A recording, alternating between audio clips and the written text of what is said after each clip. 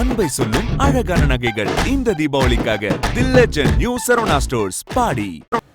மதுரையிலிருந்து அண்ணாதுரை மக்கள் சட்ட உரிமை இயக்கம். அண்ணாதுரை சார் வணக்கம். நிகழ்ச்சியினுடைய உங்களை வரவேற்கிறேன். வணக்கம் தோழர் அண்ணாதுரை, தற்போது மதுரையினுடைய நிலை எப்படி இருக்கு? நாம ஒரு 4-5 நாளைக்கு முன்னாடி எல்லாம் பேசினோம். தற்போது மதுரையினுடைய நிலை எப்படி இருக்கின்றது? பிரதான சாலைகளில் தண்ணி வடிந்திருக்கிறதா? சென்னூர் பகுதிகள் எப்படி இருக்கிறது? பந்தல்குடி வைகையினுடைய அந்த கனெக்ஷன் எல்லாம் தண்ணி தேங்கி நிற்கிறதா? அதெல்லாம் கொஞ்சம் தெளிவாக சொல்லுங்க. மதுரையில் இன்று வரை செல்லூர் பகுதியில் தண்ணீர் வடியாம தான் அந்த மக்கள் இன்றைக்கு அந்த தண்ணீரில் தான் மிதந்துக்கிட்டே இருக்காங்க. இதற்கு முதல் காரணம் என்னன்னு கேட்டோம்னா, செல்லூர் கம்மாய் என்பது கிட்டத்தட்ட ஒரு 230 ஏக்கர் கொண்ட ஒரு செல்லூர் கம்மாய். ஆனால் அந்த கம்மாய் இன்றைக்கு பல்வேறு நபர்களால் ஆக்கிரமிப்பு செய்யப்பட்டுள்ளது ஒன்று. இது போக அந்த கம்மாய்க்குள் ரயில் ரோடு 2 ரோடு செல்லுகிறது. இது பூராமே ஒரு செல்லூர் கம்மாயில் தண்ணி நிரம்புவதற்கு ஒரு சிரமங்களாக இருக்கிறது. இதற்கடுத்து பார்த்தோம் என்றால், செல்லூர் கம்மாய் நிறைந்து உபரி நீர் செல்வதற்கு அந்த உபரி நீர் செல்லூர் வழியாக, ஆழ்வார்புரம் வழியாக, நரிமேடு வழியாக வைகை ஆற்றில் போய் சேர்வதற்கு அந்த உபரி நீர் கால்வாய் இருக்கிறது. அந்த கால்வாய் எனக்கு தெரிந்து இன்று வரை எந்த ஒரு பராமரிப்புமே செய்யப்படாத காரணத்தினால்தான் இன்றைக்கு அந்த பகுதி மக்கள் பூரா பாதிப்புக்கு உள்ளாயிருக்கிறார்கள். ஆனால் அந்த மக்கள் பாதிப்பு ஒரு புறம் இருந்தாலும், அந்த மக்களுடைய வீடுகளில் பார்த்தீங்கன்னா அவங்க வைத்திருக்கக்கூடிய பல்வேறு பொருட்கள், இன்னைக்கு எல்லா வீட்லேயுமே மின்சார சாதனங்கள் தான் அதிகமாக இருக்கு. அந்த சாதனங்கள் பூரா பாதிப்படைஞ்சிருக்கு.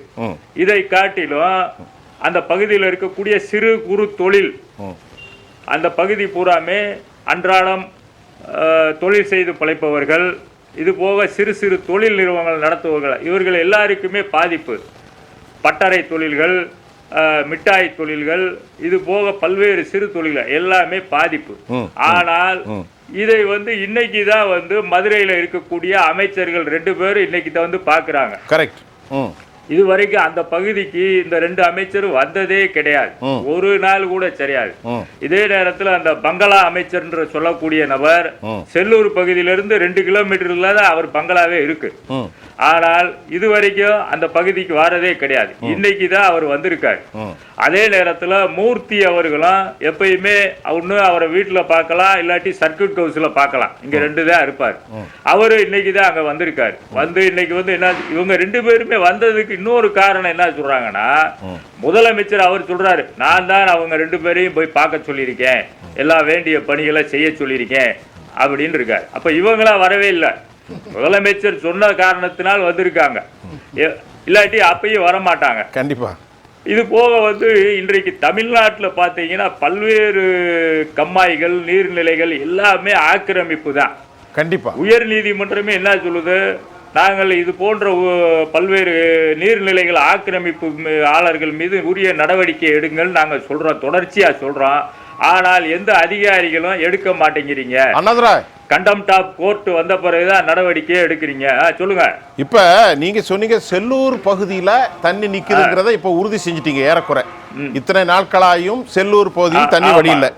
அப்புறம் அதிக மழை பெய்த வழி இல்ல ஒத்தக்கடையில 13 சென்டிமீட்டர் மழை பெய்ந்தது. அதை தாண்டி சர்வேயர் காலனி, புதூர், தத்தநேரி, ஆனையூர், முடக்கத்தான், சிலையநேரி இந்த பகுதியில் உள்ள கண்மாய்கள்லாம் நிலைமை எப்படி இருக்கு ஐயா? அதாவது இன்றைக்கு மதுரையில் இருக்கக்கூடிய, மதுரை மாவட்டத்தில் இருக்கக்கூடிய அனைத்து கம்மாய்களும் நீர் நிரம்பி உபரி நீர் வெளியே இருக்கு. அந்த பல்வேறு கம்மாய்கள்ல இருந்து வரக்கூடிய உபரி நீர் கடைசியா சேர்றதுங்கன்னா நம்ம செல்லூர் கம்மாயில தான். அந்த செல்லூர் கம்மாய் நிறைந்த பின்னாடி உபரி நீர் எங்க போய் சேரும்னா வைகை நதியில போய் சேரும். அப்படித்தான் வடிவமைக்கப்பட்டிருக்கிறார்கள் இந்த முன்னோர்கள் உருவாக்கிய இந்த கம்மாய்கள். ஆனால் இப்பொழுது எல்லா கம்மாய்களுமே நீர் நிறைந்து உள்ளது.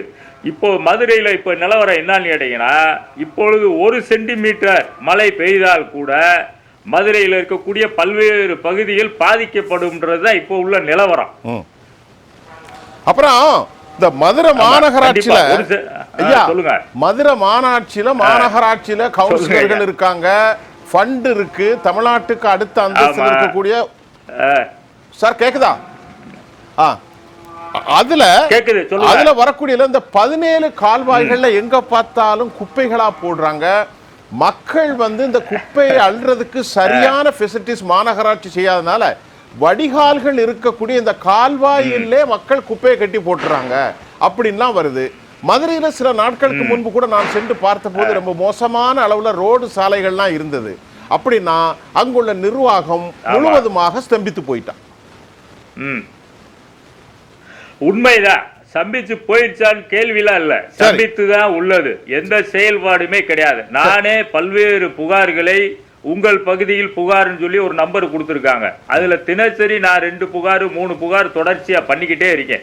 இதுல நான் தொடர்ச்சியா தமிழ்நாட்டினுடைய முதலமைச்சர் கடந்த 2023ஆம் ஆண்டு இங்கு மதுரைக்கு வரும் பொழுது நான் ஒரு பல்வேறு கோரிக்கைகளை மாநகராட்சிக்கும் மாவட்ட நிர்வாகத்துக்கும் முதலமைச்சருடைய தனிப்பிரிவுக்கும் ஒரு கோரிக்கையை வச்சிருந்தேன். அதுல நீங்க சொல்லக்கூடிய 13 பிரதான கால்வாய்கள் மதுரையில் இருக்கு. பந்தல்குடி கால்வாய், சிந்தாமணி கால்வாய், அது போக இப்படி பல்வேறு கால்வாய்கள் இருக்கு, பனையூர் கால்வாய் என்று. இந்த 13 கால்வாயையும் தூர்வாரி சுத்தப்படுத்துங்கன்னு சொல்லி பல முறை நம்ம சொல்லியிருக்கோம். அதை பத்திலாம் மாநகராட்சி நிர்வாகம் கண்டு கொள்வதே கிடையாது. அதே நேரத்தில் மதுரையில சாலைகள் இருக்கு பாத்தீங்களா, எந்த சாலையுமே போக்குவரத்துக்கு லாயக்கற்ற சாலையாக இருக்கிறது. இதுல நான் ஒரு சாலையை சொல்றேன், புது ஜெயில் ரோடுன்னு ஒரு சாலை இருக்கு. அந்த சாலை சந்திப்பில் இருந்து மதுரையில பாத்தீங்கன்னா நீங்க சொன்ன மாதிரி சென்னைக்கு அடுத்து அதிக மக்கள் தொகை கொண்டது. அதே நேரத்தில் மாநகராட்சி 2வது மாநகராட்சியா இருக்கக்கூடியது மதுரை. அன்றைக்கு மாநகராட்சியா உருவாக்குனவங்க யாருன்னா இதே திமுகவினுடைய அரசாங்கம் தான். இன்றைக்கும் ஆளுங்கட்சியாக இருக்கக்கூடியவர்கள் திமுக தான். இதுல மேயர் அவரும் திமுக தான். கூட்டணியில் இருக்கக்கூடிய எம்பியும் திமுக தான். அதே நேரத்தில் 2 அமைச்சர்கள் இருக்காங்க. இப்படி இருந்தும் மதுரையில் இருக்கக்கூடிய பல்வேறு சாலைகள் குண்டும் குழியுமா தான் காட்சியளிக்குது. இதுல பாத்தீங்கன்னா நான் ஒரே ஒரு சாலையை மட்டும் சொல்றேன். அந்த சாலை மதுரையில் மாநகராட்சி மதுரை மேயராக இன்றைக்கு திமுக தேர்ந்தெடுக்கப்பட்டதுலேருந்து அந்த சாலை இன்று வரை செப்பனிட்டு கொண்டே தான் இருக்காங்க. பூரா பேட்ச் ஒர்க்கு தான். ஒரு தடவை அந்த சாலையினுடைய மொத்த நீளம் எவ்வளவு இருக்கும்னு கேட்டீங்கன்னா 1.5 கிலோமீட்டர் தான் இருக்கும். அகலம் ஒரு 60 அடி இருக்கும். அந்த சாலையை ஒரே நேரத்தில் முழுமையா தரமான சாலையாக போடாமல் ஒவ்வொரு முறையுமே சேதமடையும். அதை சரி பண்ணி பேட்ச் ஒர்க்கா போட்டுக்கிட்டே இருக்காங்க. இப்ப சமீபத்தில் நான் கமிஷனர் அலுவலகத்தை தொடர்பு கொண்டு அந்த சாலையை சரி செய்ய சொல்லி வேண்டினேன்.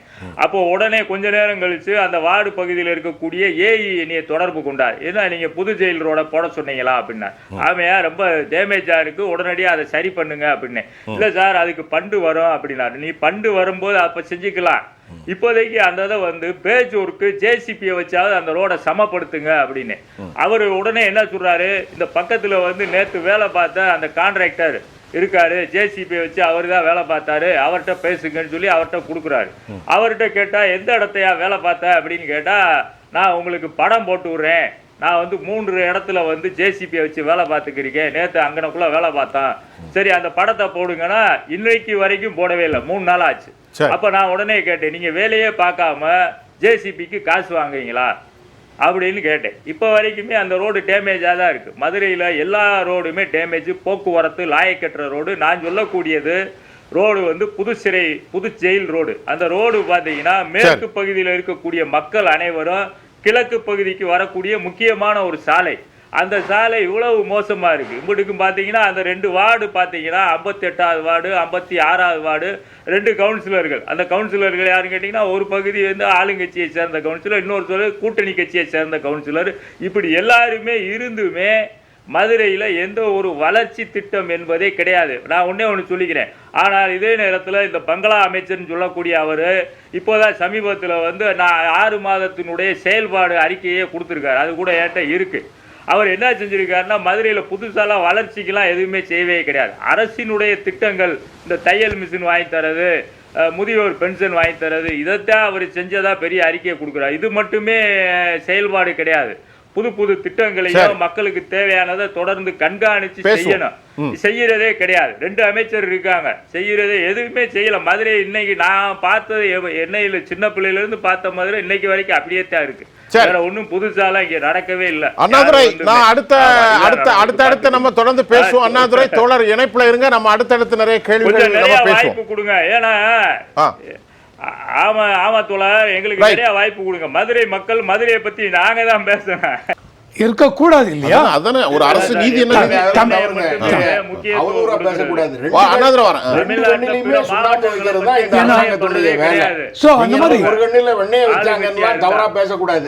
தமிழ்நாடு இந்த அரசாங்கத்தோட வேலை. தமிழ்நாடுல அந்த 4 மதுரை, சேலம், கோயம்புத்தூர் எல்லாரும் ஓட்டு போடுங்க. கொங்கு நாடு நீங்க போய் பாத்தீங்கன்னு வச்சுங்க, கொங்கு நாடு மத்த இதெல்லாம் பாக்குறச்ச டெவலப்மெண்ட் பாக்குறச்ச கொங்கு நாடு அந்த அளவுக்கு டெவலப்மெண்ட் இருக்காது. சோ என்ன பண்றீங்க? அப்ப சென்னை மட்டும் தானா? இல்ல. சோ இது என்ன சொல்ல வரேன் அப்படின்னா, சென்னை மட்டும் மெயினா என்ன ப்ராப்ளம் அப்படின்னா நெக்லிஜென்ஸ். அதிகாரிகள் விழித்துக் கொண்டிருக்க வேண்டும். மக்களுக்கு இந்த மாதிரி தொடர்ச்சியாக இப்போ அவர் சொன்னார், ஹேமச்சந்திரன் சொன்னார் நவம்பர்ல அதிகமா மழை பெய்யும். அந்த மாதிரி பெய்யும் போது மறுபடியும் மதுரை அஃபெக்ட் ஆகுமா? இந்த நீர் வளம் என்பது நமக்கு மிகப்பெரிய ஒரு நன்கொடை. நாம் அதை உருவாக்க முடியாது. ஆனால் பாதுகாக்கக்கூடிய நிறைய வழிமுறைகள் இருக்கு. நம்ம முன்னோர்கள் பல்வேறு கம்மாய்கள், கால்வாய்கள், ஊரணிகள், ஏரிகள் என்று எல்லாத்தையுமே உருவாக்கி வச்சிருக்காங்க. அதை நம்ம பாதுகாத்தாலே போதுமானது. இன்றைக்கு தமிழ்நாடு அரசு என்ன செய்யணும்னா, தமிழ்நாட்டில் இருக்கக்கூடிய அனைத்து இது போன்ற நீர்நிலைகளை பாதுகாக்கணும். அதை பத்தில அக்கறையே கிடையவே கிடையாது. அவர்களுக்கு பூராமே வேற ஒரு அக்கறை தான். அதை வேற ஒரு இதுல பேசிக்கலாம். அதே நேரத்தில் இன்றைக்கு அந்தந்த பகுதியில கம்மாய்கள் எல்லாத்தையும் ஆக்கிரமிப்பு செய்திருக்கிறவர்கள் உடனடியாக அப்புறப்படுத்த வேண்டும். நீர்நிலை வாய்க்கால்களை பூரா தூர் வர வேண்டும். இன்னைக்கு கூட என்னன்னா, சமீபத்தில் ஒரு வாரத்துக்கு முன்னாடி தமிழ்நாடு முதலமைச்சர் என்ன சொன்னாரு, தமிழ்நாட்டில் இருக்கக்கூடிய பல்வேறு கம்மாய்களை பாதுகாப்பதற்கு தூர்வாருவதற்கு 500 கோடி ரூபாய் ஒதுக்கி இருக்குன்னு சொன்னாரு. ஒதுக்கி இருக்கா, அது வந்துச்சா என்னன்னு தெரியல. அப்படியே சொன்ன மாதிரியே இதாயிரும். தமிழ்நாட்டு அரசாங்கத்தை பொறுத்தளவு தமிழ்நாட்டில் ஒண்ணுதான் செய்யறாங்க. மேட்டூர் அணை ஜூன் 12 திறந்தா போதும், அவ்வளவுதான். அதை வேற எதை பத்தியுமே கவலையே படுறதே கிடையாது. அதை பாதுகாக்கிறது கிடையாது. நீரை பாதுகாக்கணும். அதுக்குரிய வேலையெல்லாம் செய்யறதே கிடையாது. இதெல்லாம் செய்ய வேண்டும்ன்றது நம்ம சொல்றோம். அதே மதுரை மக்களுடைய சார்பாக இன்றைக்கு வெள்ளத்தால் பாதிக்கப்பட்ட மக்களுக்கு தமிழ்நாடு அரசு உடனடியாக உரிய நிவாரணங்களை வழங்க வேண்டும் என்று எனது சார்பிலும் மதுரை மக்கள் சார்பிலும் எங்க மக்கள் சட்ட உரிமை இயக்கத்தின் சார்பிலும் கேட்டுக்கொள்கிறேன். அதை உடனடியாக நடவடிக்கையை உடனடியாக செய்யணும் அந்த மக்கள். நன்றி அண்ணாதுரை. வலியுறுத்துறோம் நாங்க.